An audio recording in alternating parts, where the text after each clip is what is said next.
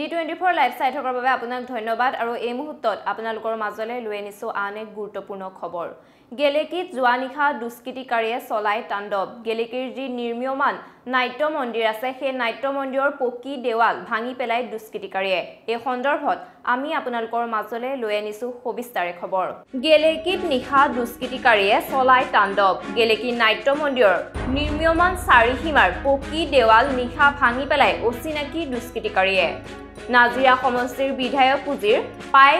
2 লাখ টকাৰে নিৰ্মাণ কৰা হৈছিল নাট্য মন্দিৰৰ চাৰিসীমাৰ পকী ৱালৰ কাম যোৱা নিশা কোনো অচিনাকি দুষ্কৃতিকাৰীয়ে ভাঙি থৈ যায় এতিয়া নিৰ্মীয়মান পকী ৱালৰ আধা অংশৰ কাম যাক লৈ এতিয়া গেলেকী অঞ্চলত তীব্ৰ চাঞ্চল্যৰ সৃষ্টি হৈছে ইতিমধ্যে গেলেকী নাট্য মন্দিৰৰ পৰিচালনা সমিতিয়ে এই বিষয়ে গেলেকী থানাত এজাহাৰ দাখিল কৰিছে এজাহাৰৰ ভিত্তিত গেলেকী আৰক্ষীয়ে বৰ্তমান তদন্ত আৰম্ভ কৰিছে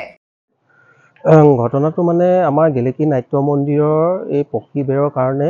আমাৰ নাজিৰা সমষ্টিৰ সন্মানীয় বিধায়ক মহোদয়ে 2.5 লাখ টকাৰ এটা পুঁজি দিছিল উক্ত পুঁজিৰে আমাৰ গেলেকী নাট্য মন্দিৰৰ পৰিচালনা সমিতি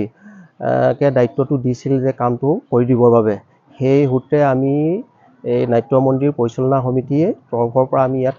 নিয়মমান কামটো কৰি আছিলোঁ দুৰ্ভাগ্যবশতঃ 21 তাৰিখ 8/2025 তাৰিখেও আমাৰ এই ৱালখনৰ প্ৰায় 3 ফুটমান কোনোবা অচিনাক্ত দুৰ্বৃত্তই ভাঙি পেলালে উক্ত সেই জেগাটুকুৰা আমি পুনৰ নিৰ্মাণ কৰি ললোঁ তো পুনৰ আকৌ যোৱাকালি নিশা আমাৰ প্ৰায় 30 ফুটমান ৱালখন মানে হৈ থকা ৱালখন অচিনাক্ত কোনোবা দুৰ্বৃত্তই বা আহি পেলাই মানে ৱালখন আমাৰ ভাঙি পেলালে গতিকেলৈ ইয়াৰ এটা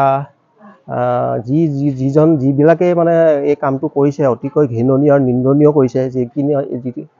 মানে আপোনাৰ এটা ৰাজহুৱা অনুষ্ঠানত এই কামটো হৈ থকা অৱস্থাত আপোনাৰ এনেকুৱা এটা কাম কৰাটো অতিকৈ মানে গৰিহণাযোগ্য বুলি আমি ভাবিছোঁ আৰু গৰিহণা দিছোঁ আৰু ইয়াৰ এটা তদন্ত কৰিবৰ বাবে আমি স্থানীয় আৰক্ষী থানাৰ ভাৰপ্ৰাপ্ত বিষয়াকো আমি এখন লিখিতভাৱে ইয়াৰ এটা প্ৰতিবেদন দিছোঁ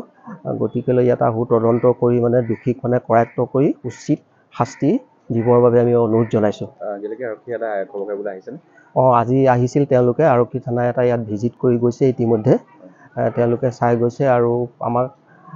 আশ্বাস দিছে যে পুনৰ এনেকুৱা যদি হয় আমাক আকৌ জনাব আৰু আমি ইয়াৰ এটা তদন্তৰ অব্যাহত ৰাখিছোঁ বুলি তেওঁলোকে আমাক জনাইছে